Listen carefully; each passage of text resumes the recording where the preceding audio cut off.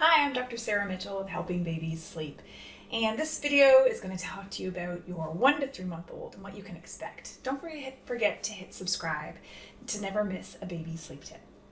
Okay, so technically the term newborn actually refers to 0 to 28 days, but in popular culture, most of us talk about a newborn being 0 to 3 months of age. So, how much sleep does this little person that you have need? So kids less than around 2 months, so up to about 8 weeks, your kiddo needs about 16 to 20 hours of sleep, which is a pretty big range. And then around 3 months, they need about 15 to 18 hours of sleep, so a little bit less. Here are 5 things you need to know about your newborn's sleep. So the first thing is that their sleep regulation systems are kind of weak. So one of the systems is regulated by a hormone called melatonin. And melatonin is released from your brain, and it comes out at night and signals your brain that it's time to sleep. It's inhibited by light. So when the light goes down, it comes out, signals your brain it's time to sleep. But in the newborn stage, they don't really have that hormone secreting. And exclusively breastfed kiddos are actually getting their melatonin from mom's milk, which is kind of mind-blowing that no one ever told you probably that when you pump your milk, you want to write the time of day that you pumped it so that you can give it around that same time of day. If you can't, you can't, but it would be ideal if you could. So exclusively breastfed kids, there's studies to show that they tend to have a better regulation system because of this fact. They start to produce their own melatonin around 3 months of age. The other system at play releases cortisol. So cortisol is highest in the morning, makes us awake, and then it slowly decreases through the day and into the nighttime. So you've got these 2 different systems at play here, and they're not really that well regulated. Now here's the thing, if you have a kiddo that's fussy in the middle of the night, rather than assuming that we've got their nights and days mixed up, because that's usually not the main reason, usually the main reason is they're uncomfortable. And why are they uncomfortable? Is there something that you ate? Is there gas at play? Is there reflux at play? Are they overtired? That's one that a lot of new parents miss because you don't even realize that overtired is a thing. But basically, if your kiddo's not getting enough sleep, it becomes harder to get them to fall asleep and then stay asleep. The second thing you need to know about your newborn's sleep is that they will wake more easily. And that's because they have fewer deep sleep cycles. So the deep sleep cycles tend to happen earlier in the nighttime sleep for adults. And that's when your body is releasing growth hormone, it's cleaning your brain of toxins, and your immune system is at work. You are in dead sleep at this time. Like we could lift up your arm, let it drop, and you won't wake up. Newborns don't have as many of those deep sleep cycles. They're in lighter sleep, which is why people tippy-toe around them, not wanting to wake a sleeping baby. So that is legitimate. And then how sensitive kids to noise is actually not necessarily learned. So we think we should be able to get them used to sleeping around people. It's not so much learned as it is just something that's innate. Some kids are more sensitive than others, and some adults are more sensitive than others to noise, light, uncomfortable clothes, you name it. The third thing you need to know about your newborn sleep is the amount of sleep kiddos need does vary quite widely. Remember I read to you that I told you that your newborn less than 2 months needs 16 to 20 hours. That's a 4-hour difference. That is huge at this age. But it's true, and you may hear, talking to your other mom friends, well, my baby's napping like twice for 2 hours and then another hour-long nap. And then another kiddo might be napping twice for 40 minutes and then an hour-long nap. And they all seem happy. That's the important thing. They wake up happy, cooing. If your kiddo is waking up crying right away from a nap, something's up. Either she needs to burp, she's hungry, or she's still tired. And can you help her back down into the next sleep cycle? The fourth thing you need to know is that with sleep, you have something called sleep pressure, or the drive to sleep. And basically, there's a buildup of a protein in your blood that signals your brain when it's time to sleep.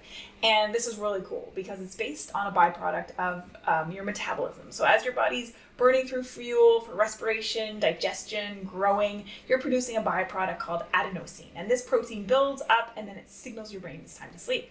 There is so much growth going on in these first 3 months, right? It explains why your kiddos need to nap so frequently. They're growing, pressure's building, they have a nap, they recoup. Grows up again, they have another nap, it recoups, right? And so by 6 months, your kiddo's really only napping 3 times, but up until that age, you may see 4, even 5 naps per day. The fifth thing you need to know is now is not the time for sleep training. And if you follow me at all, you'll know that I hate the term sleep training because we train our dogs, but we actually teach our kids. And that's what this is about. The drive to sleep is a biological thing. We just talked about that with the adenosine protein. But the way we sleep is actually a learned habit. And there's a precious window between 4 and 8 weeks where you're kind of teaching your kiddo what sleep looks like. Now, some people have easier times than others. There's some people that have really uncomfortable kids. They don't know why. They don't like to be put down. They cry. They're having a hard time. And so those kids will sleep on people. And there is nothing wrong with that because you do what you have to do these first precious 3 months to survive, right? But if your kiddo is not colicky and doesn't have reflux, you want to work on, and gaining weight well, you want to work on establishing healthy sleep habits and teaching them to be able to fall asleep with your presence and guidance without tears, but teaching them to fall asleep in their crib, thinking about your long game. There's nothing wrong with having naps on you in arms, but wouldn't it be great if your kiddo could fall asleep in their crib with you beside them, because that's ultimately where you want them to be sleeping. And in these first few months, we're teaching them what sleep looks like. So where you hear the teens sleep training is usually after 4 months of age, where inadvertently people had trained their kids to fall asleep a certain way. For me, it was at the breast. My son could only fall asleep with a boob in his mouth, and I didn't really know what was going on because I wasn't a good sleep detective, right? That's what you want to be. You want to be figuring out, okay, he's not sleeping. Why is that? Does he need to burp? Is he hungry? Is he uncomfortable? Did I keep him awake too long and now he's overtired? Or is he just plain bored? Because after 3-4 months of age, they can just be plain bored. And so sleep teaching is a relearning of how you fall asleep, essentially. And often you want to be relying on that to create an independent sleeper, because if a kiddo is reliant on you to fall asleep, when they wake up out to the world around 4 months of age and they start waking up more in the night, if you have to nurse them back to sleep every time, that gets tiring. So starting between 4 and 8 weeks now can be a great time to establish healthy sleep habits. So they learn that they can fall asleep in their crib with you near them. So the goals of sleep at this age are: 1, keeping your baby well rested, trying to get in within those ranges that we talked about at the beginning, because sleep begets sleep. So the more well rested they are, the easier it's going to be for them to fall asleep and then stay asleep.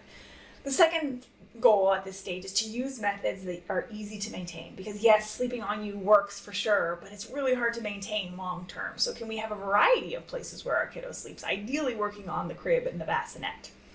The third thing you're working on right now is honing your sleep detective skills. So, I noticed that she was really fussy and that she had her hand in her mouth and she couldn't fall asleep, but when I picked her up and burped her and put her back down, she fell asleep. So that burp must have been impeding that nap. And I wonder if that specific hand motion that she's doing is related to that. So becoming a detective, watching the sounds and the actions and the timing of sleep to figure out what's bugging your kiddo. Because you want to be able to meet the root issue of what's bugging her so you can get sleep happening.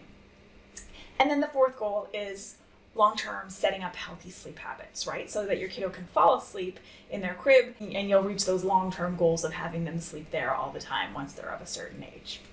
If you like anything that I taught you today, you should come and take my free sleep quiz. It's 6 simple questions. It's going to ask you about your baby's age, how you're falling asleep, the amount of sleep, and then I'm going to reply with a personalized response of a couple things that you're doing great and one area that maybe you can make some improvements on.